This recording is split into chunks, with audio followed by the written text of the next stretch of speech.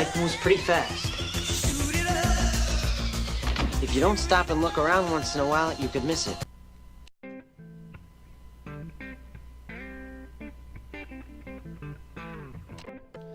It seems contrary to how we live our lives most of the time, but some of the best things in the world are slow. Like slow cookers. And sloths. And clapping. The same thing is true when it comes to teaching. The best way to get started is to focus on going slow, thinking about your student learning outcomes. This is the opposite of my personal tendency when I'm planning a course or developing a curriculum. I tend to focus on what I'm going to do in a class, how I'm going to present, what lessons to offer, and so on. There's nothing wrong, of course, with figuring out what you're going to do in a course or in the curriculum, but that's just the wrong jumping off point. The difference is that when you start with student learning outcomes in mind, you can focus on what students will know, be able to do, or attitudes that will be developed. In this way, we're focusing on what we want to achieve for our learners, not on what we'll do. Let me provide a brief definition. Student learning outcomes describe what students will know, be able to do, or attitudes or dispositions they will develop through their interactions with your course or program. Learning outcomes can be written at different levels, such as the institution level, like we have with our general education outcomes, the program level, like you have for your degree program, the course level, like you have listed in your syllabus, right? Or even for a lesson within a course. What will students achieve today?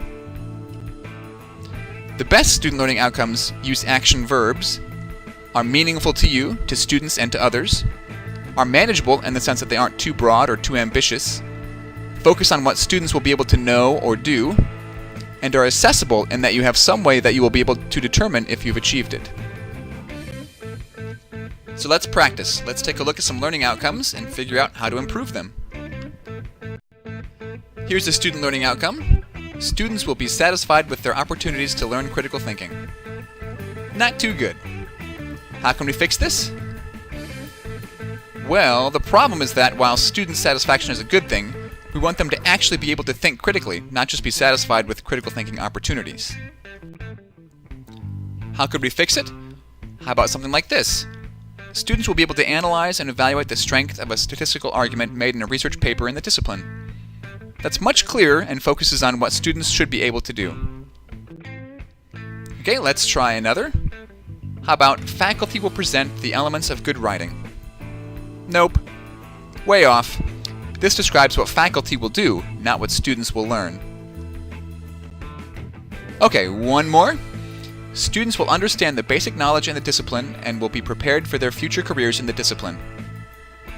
This one's a little better in that it at least focuses on what students will be able to do. But what does understand mean? There should be a better action word we could use here. And what is basic knowledge in the discipline? Presumably someone knows, but not me, not the student, and certainly not anyone else. And what does it mean to be prepared for a future career in a discipline? This could be much better. It's a start for sure, but it needs to be improved. Here's one way it could be improved.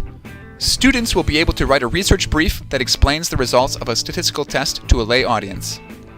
In this outcome, I got rid of the word understand, which is vague and unconvincing, and replaced it with a more specific action, able to write a research brief. And then, instead of generically talking about preparation for a career, the rest of the student learning outcome describes an ability I believe will be important to be career ready, which is to be able to communicate something complicated to an audience that has little understanding about your discipline. Hopefully I've convinced you to go slow and to start with student learning outcomes. And I've given you a few tips on how to improve the writing of your student learning outcomes. Writing student learning outcomes is as much an art as it is a science, so don't be troubled if you find this work difficult. But as the saying goes, I have a fear of speed bumps, but I'm slowly getting over it. Of course, I'm always here to help. So good luck and happy assessing!